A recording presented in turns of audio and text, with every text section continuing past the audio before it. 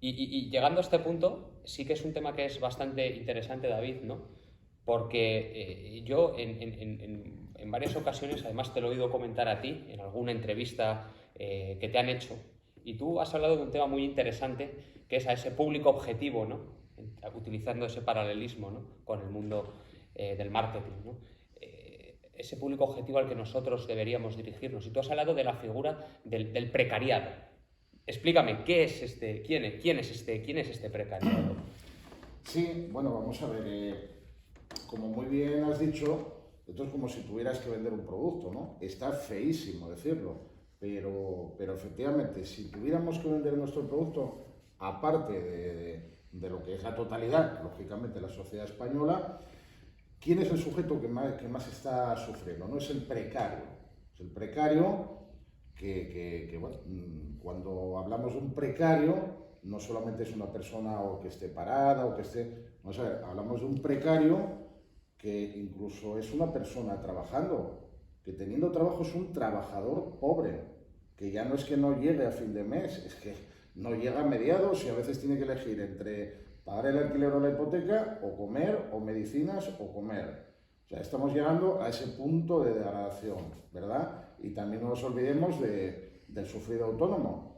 Porque claro, siempre estamos con los autónomos en España que son empresarios, no, perdona, son trabajadores por cuenta propia que también les hace falta un poco de concienciación social, ¿no?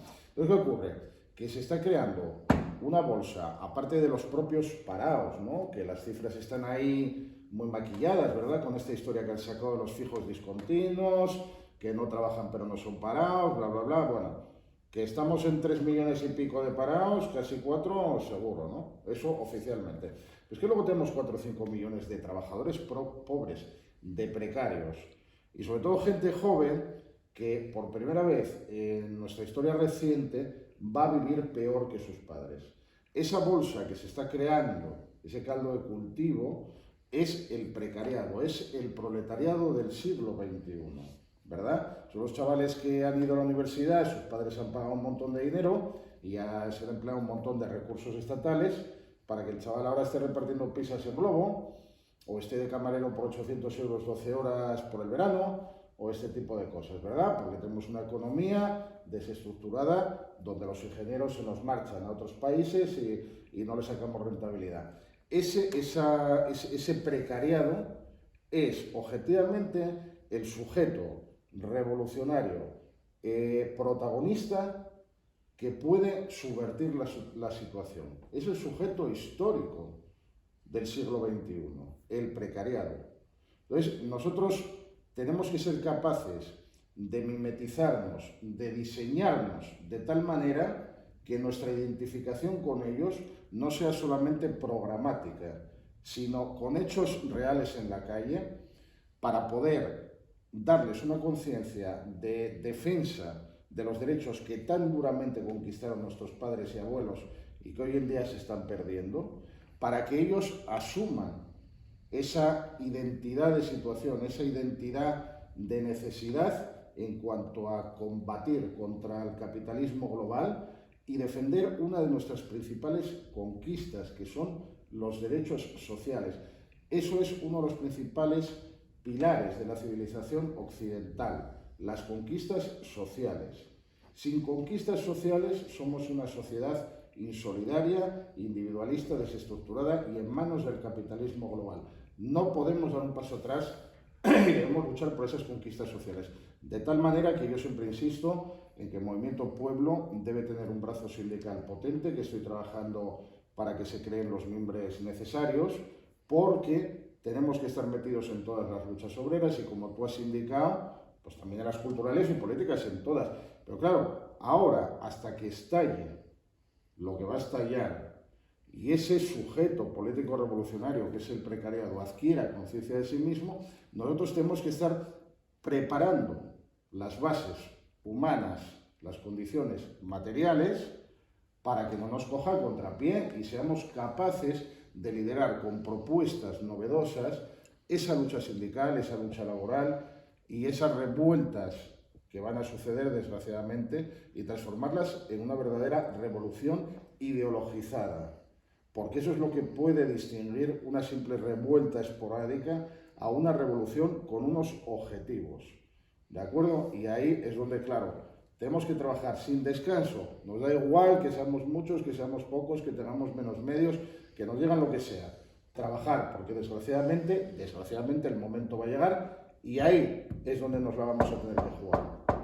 Y hoy, antes de darle la palabra a Llopar, porque sí que me interesa mucho una opinión de él en uno de estos temas que tú también has perfilado, yo sí que quiero decir, ¿no?, que a día de hoy, yo analizando la problemática de la gente más o menos de mi edad, yo rondo la treintena, ¿no?, y existe un problema fundamental y que yo creo que es consecuencia, ¿no?, de otras problemáticas que se generan después, y es el acceso a la vivienda de la gente joven. Y sabéis de sobra, ¿no?, que nosotros desde la Secretaría de Acción Política estamos diseñando una campaña ante la problemática de adjudicación de vivienda que existe en España, en las diferentes comunidades autónomas, pero una cosa sí que puedo poner ahora sobre la mesa, después de haber investigado, después de haber hablado, después de haber estado compartiendo opinión con militantes, ¿no?, de otras delegaciones, y es que si os fijáis, en medios de comunicación, en redes sociales, de los partidos políticos convencionales, ¿no?, de los que se conocen, de los que están en el Congreso de los Diputados, y estos no generan una dialéctica, no entran a profundizar en estos problemas que son de verdad, y en mi opinión es que a día de hoy una persona joven no puede acceder a un bien tan necesario como es una vivienda digna y de calidad, ¿cómo va a formar una familia? ¿Cómo vamos a solucionar ese problema de natalidad que estamos teniendo en España si lo más básico que le puedes dar a tus hijos, que es un techo, no puedes estar accediendo hoy en unas condiciones dignas? De otra forma, hay algunos que acceden, pero ya sabéis que están trabajando para destinar plenamente su sueldo en esa vivienda, compartiendo habitación con otras personas. Yo creo que ya lo siguiente que vamos a ver es a familias enteras con hijos que van a compartir viviendas, que es a donde vamos. Hace poco compartíamos en las redes sociales del Movimiento Pueblo una noticia que a mí me llamó mucho la atención, y es en Madrid, en la ciudad de Madrid, hay gente que ya está pagando una cantidad al día por poder dormir en una litera. Yo no sé, Juan Antonio, qué pensará, pero yo cada vez que estoy viendo esto intento buscar propuestas, intento buscar alternativas en los partidos, ¿no?, en los políticos que están todo el día en platós de televisión, en redes sociales, y son incapaces, ¿no?, de abordar esta problemática más allá en determinadas comunidades autónomas, de decir, mira, no, es que tenemos una flota de vivienda pública que es excelente, y luego cuando investigas, ¿no?, todo este tema, te estás dando cuenta que no es ni mucho menos así, y que acceder a una vivienda pública de calidad es muy difícil, ¿no?, para los españoles, ¿no? A ver, yo creo que intento hablar un poco el mismo lenguaje que habla la persona, el precariado, ¿no?, de alguna manera. Ayer mismo en Madrid vimos como una chica de unos 30 años estaba en una fuente pública lavando la ropa en el suelo con el agua, había traído un poco de jabón y estaba allí verdaderamente española, o sea, que no hay que, lo recalco como un dato, ¿no? Lo normal es que una persona de 30 años, lo normal dentro de la normalidad, es que esté cobrando 900, 1.000, 1.100 euros, y en una ciudad el alquiler sean de 700, 800, 900 euros. Por lo tanto, está claro que si adquiere una vivienda, no podrá pagar la luz, no podrá pagar el gas, porque necesitará pagar el alquiler y algo de comida. Y esta es una realidad que viven pues, muchísimos de nuestros jóvenes, por eso lo que se dice que siguen viviendo en casa de los padres, precisamente por esos motivos.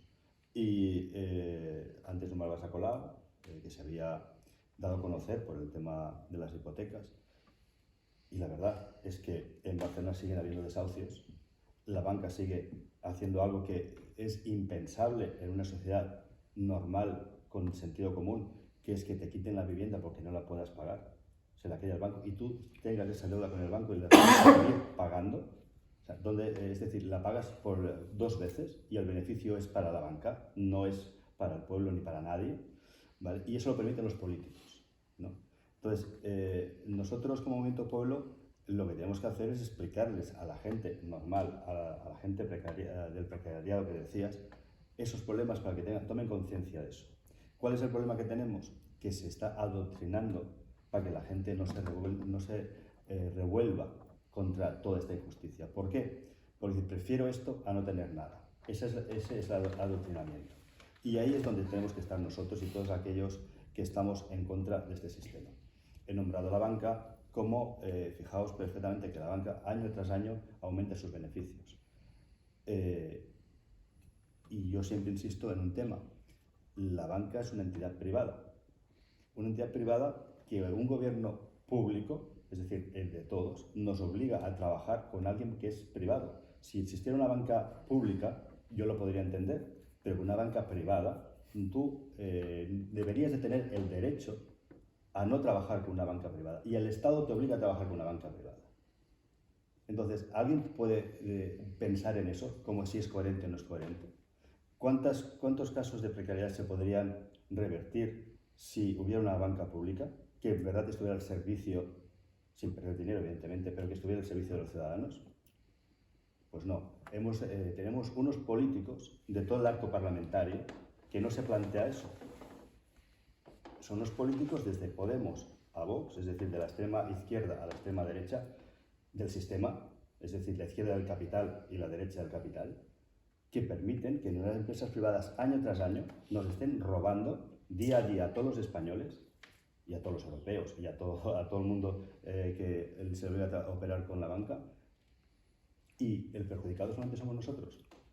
Y no hay una reacción. De todas maneras, no demos muchas coordenadas de campañas que vamos a hacer de vivienda o de banca, porque evidentemente van a venir los de siempre a copiarnos todo lo que hacemos. Y luego dirán que son ellos los que lo han hecho, ¿no? Bueno, si me permitís un apunte brevemente complementario a lo que dice Llopart, ¿no?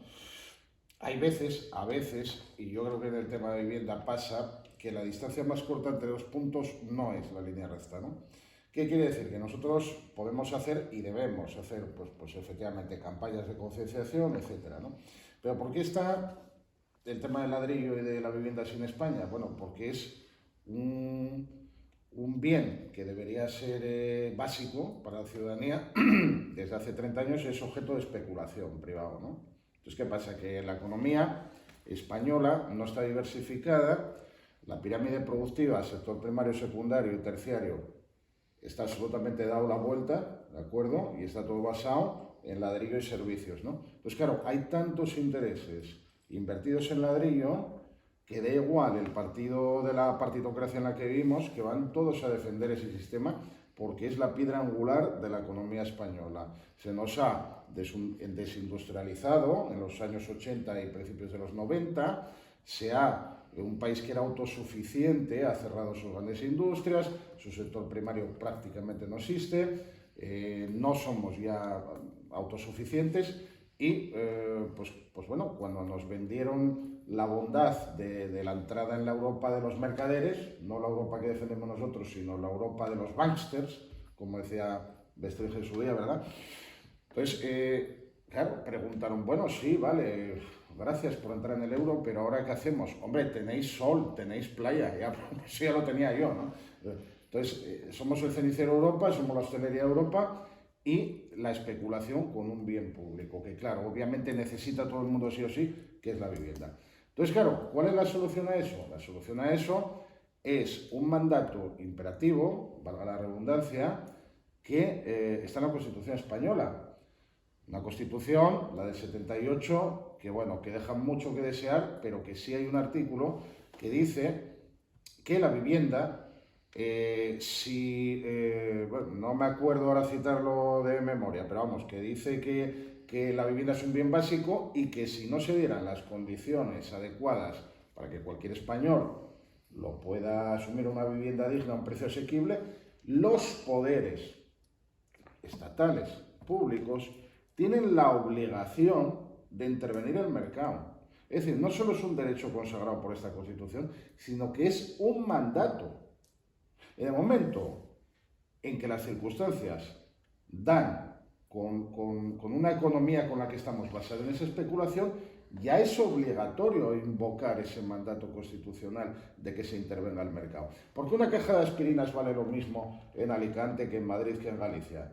Porque es un bien básico, está intervenido y unos precios puestos y cualquiera tiene que tener derecho a una caja de aspirinas o a cualquier tipo de medicamento y el precio puede variar unos pocos céntimos en toda España. Es el mejor ejemplo que podemos poner de que un bien básico está intervenido para beneficio común.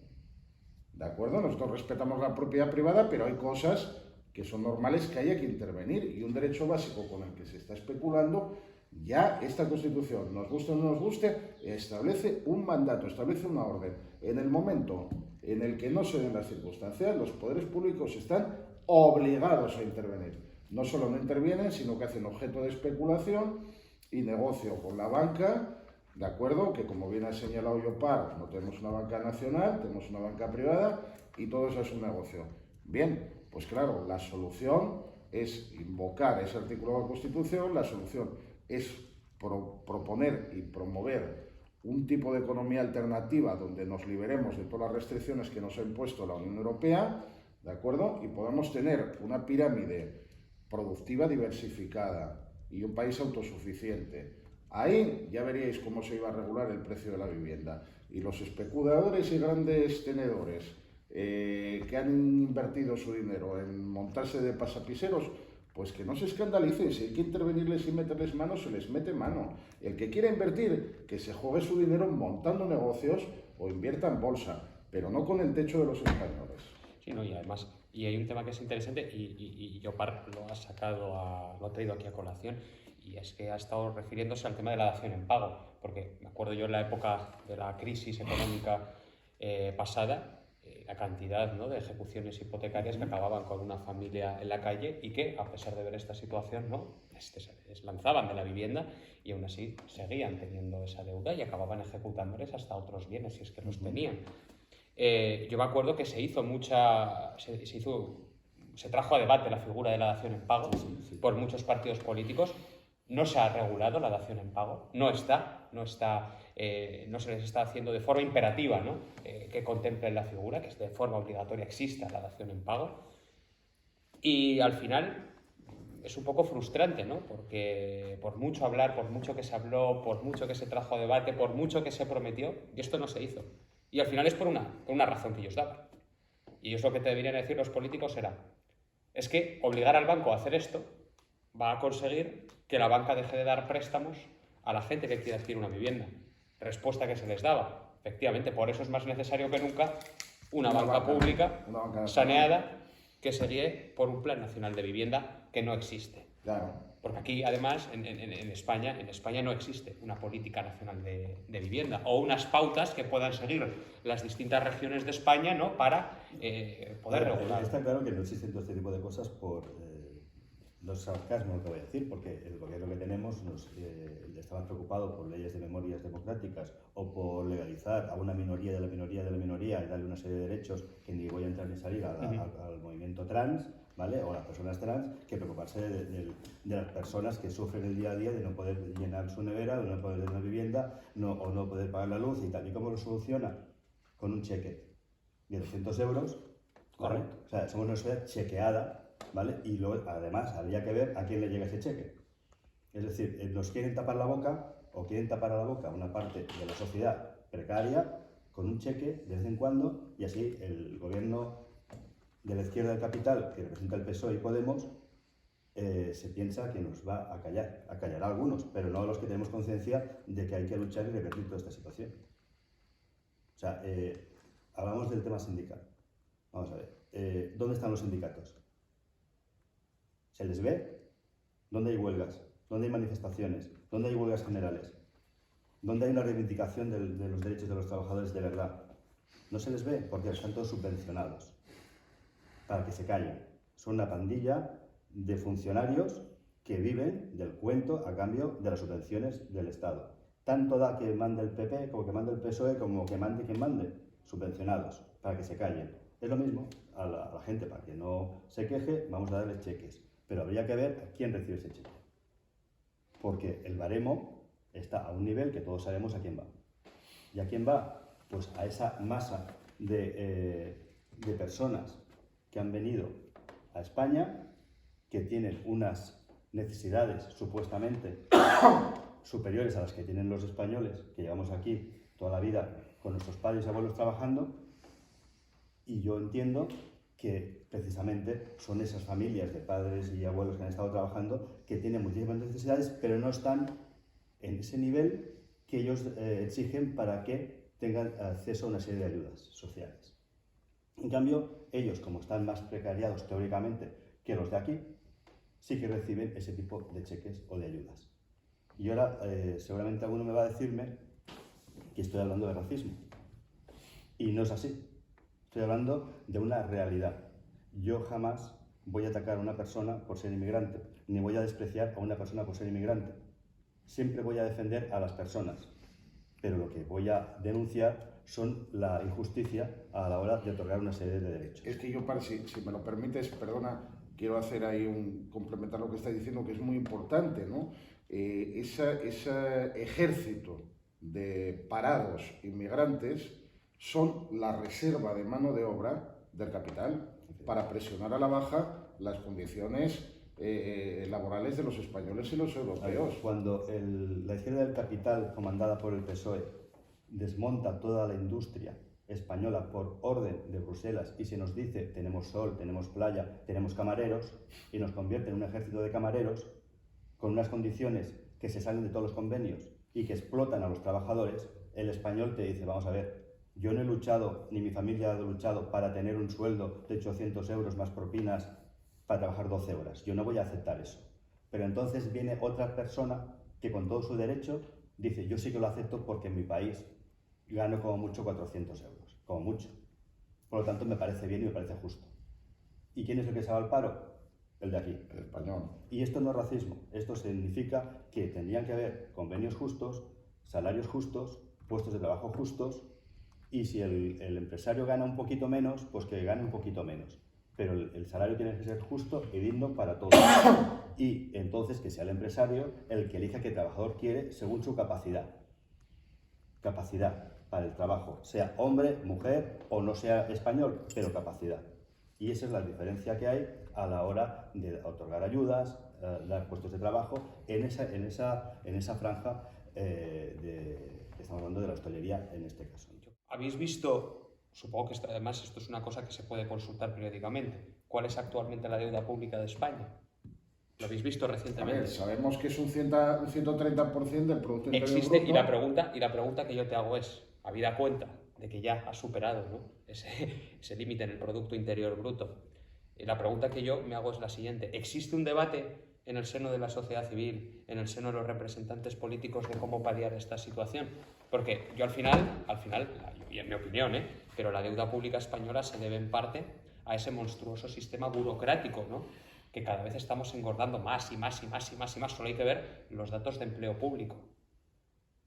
En muy poco tiempo el empleo público va a superar ya al empleo privado en España. Porque la mentalidad en la que se educa a la gente es decir, tú eres funcionario que tendrás un trabajo para toda la vida. Exacto. Y tendrás los fines de semana libres, las tardes libres y ya está. Pero eso es la mentalidad con la que se educa a la gente. No se educa de una manera comunitaria porque no interesa para nada. Antes, normalmente, la gente cuando entraba en un puesto de trabajo tenía muy claro de que podía seguramente terminar su etapa laboral en ese puesto de trabajo. Eso es una utopía completamente ahora, y ya sabes que vas a trabajar mínimo en 5, 6, 7, 8 o 10 trabajos, ¿vale? Por lo tanto, la gente asume, pues antes que eso me hago funcionario, voy a sacar unas oposiciones y ya está. Pero es que es la mentalidad, pero la mentalidad está en eso y está en otras muchísimas cosas para que la gente no genere nada. Se acople a prefiero quedarme como estoy y ya está. ¿Cómo revertir todo eso? A ver, yo no sé si va a haber una crisis importante dentro de un año, de 5 años, de 10 años, pero lo que está claro es que esto es inaguantable. Va a llegar un momento que el sistema económico, por mucho que se quiera, va a tener un crack, ¿vale? Y entonces vamos a sufrir mucho. Estamos hablando, por ejemplo, una situación de que en Ucrania, bueno, no voy a entrar en la guerra, pero ahí el tema de la guerra de Ucrania está perjudicando en el tema de lo que es la energía a todos los demás países europeos, está subiendo la energía, todos los productos, etcétera, etcétera. Si ya no se podía llegar a final de mes con lo que valía en la cesta de la compra, ahora es todo muchísimo más complicado. Se aprovechan los grandes empresarios a subir precios con la excusa de que han subido los portes, de todo, ¿vale? Y la gente no está diciendo nada. Nada. hemos visto en la pandemia que la mayoría de la gente le decían por allí y todos iban por ahí. O sea, yo no sé qué es lo que hay que hacer para que la gente reaccione. Perdona, la gente lo dice, pero a petit comité. Sí, claro. Lo dicen en casa, en el bar todo el mundo es muy revolucionario, pero yo vuelvo a lo que iba antes, ¿no? La poca tradición española de la reivindicación social, ¿no? Hace tiempo que estaba yo preparando pues un tema sindical, ¿no? Y recabando datos de asociacionismo general, en Europa somos el país que tiene menor afiliación a sindicatos, a partidos, a asociaciones juveniles, a asociaciones de padres y alumnos. El español no tiene esa tradición de implicación y participación social. Viene ya del régimen anterior, ¿verdad? Y en esta supuesta democracia tan bonita y tal, le han inculcado a la gente, oye, no te metas en problemas, ese rollo es para los políticos, tú no vayas por ahí, dedícate a algo de provecho, esto no sé qué. Sin embargo, en Francia, que un hijo con 30, 40 años vuelva a su casa porque le han echado, le han embargado la hipoteca y le han dejado en la calle, perdona, no es el chaval el que va a quemar contenedores a la calle, es el padre el que dice para esto, y el tío te sale y te quema un contenedor, porque el francés primero quema contenedores y luego negocia. Va así, primero los quemo y luego negocio. Luego David. Aquí en España es que no nos afiliamos, Sí. a un partido porque no queremos que me critiquen y luego tener problemas en el trabajo, no nos afiliamos a esto. Claro, hay que romper eso. Y aunque solo sea por estómago y necesidad, la gente va a tener que implicarse. Y también aquí hay una cosa que es muy importante, y al final es la incapacidad, ¿no?, que tiene nuestro propio sistema, el régimen, ¿no?, que se genera en el año 1978, de que somos incapaces de formar fuerzas políticas o un sistema parlamentario capaz de tomar decisiones a largo plazo.